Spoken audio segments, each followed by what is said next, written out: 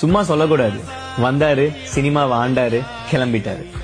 கூட்டம் செய்யறதுன்னு சொல்றீங்களே, அதுக்கு காரணம் 30 வருஷம். 30 வருஷம் ஒரு என்டையர் ஜெனரேஷனே வளர்த்ததுதான். ஸ்கூல் போற குழந்தையில இருந்து ரிட்டையர் ஆன ஏஜ் பீப்புளோட மனசை பிடிக்கிறது ஒன்றும் அவ்வளவு ஈஸி இல்ல பாருங்க.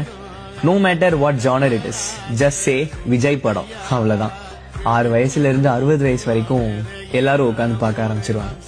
ஷர்ட் மேல ஷர்ட் போட்டு போக்கிரி பொங்கல்னு ஆடின காலத்துல இருந்து பிளடி ஸ்வீட் வரைக்கும் எல்லாருக்கும் உங்க மேல அவ்வளோ பாசம். இதுக்கப்புறம் அண்ணா மாதிரி ஒரு ஹீரோவை நம்ம மக்கள் வர்ஷிப் பண்ணுவாங்களான்னு தெரியல. பசங்க பொண்ணுங்களுக்கெல்லாம் ஒரு அண்ணனா, தாய்மார்களுக்கெல்லாம் ஒரு பிள்ளையா, ஏஜ் பீப்புளுக்கெல்லாம் ஒரு பேரனா, எல்லாரும் நினைச்சது ஒன்ன மட்டும்தானா.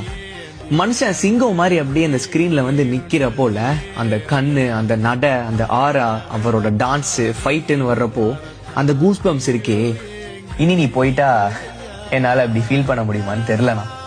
அந்த ஆளு சினிமாக்கு என்னதான் பண்ணல. ஒரு மனுஷன் இவ்வளோ எஃபர்ட்லெஸ்ஸா சாமியா டான்ஸ் ஆட முடியும்னு காட்டினதே நீ தானா. இப்போ வேணா எல்லாரும் வேற வேற ஹீரோஸோட ஃபேன் ஆகிருக்கலாம். ஆனா சின்ன வயசுல எல்லாருமே அண்ணாவை ரசிக்காம இருந்திருக்கவே மாட்டாங்க.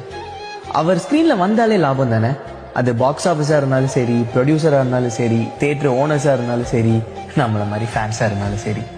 இதுவரை ஒரு படம் கூட டிராப் ஆகாம கன்சிஸ்டன்டா ஒருத்தர் 30 வருஷம் சினிமால பெரிய இடத்துல, அதுவும் இவ்வளோ ஹம்பிளா இருக்கிறது இஸ் நாட் எவ்ரி ஒன்ஸ். தெரியாமலோ அவரோட சின்ன சின்ன நுவான்சஸ், மேனரிசம் எல்லாம் இன்ஸ்பிரேஷனா எடுத்து இன்னைக்கு பல கோடி பேர் அவளை ஃபாலோ பண்ற ஆள்ல நானும் ஒருத்தன் நினைச்சு சந்தோஷப்படுறேன்.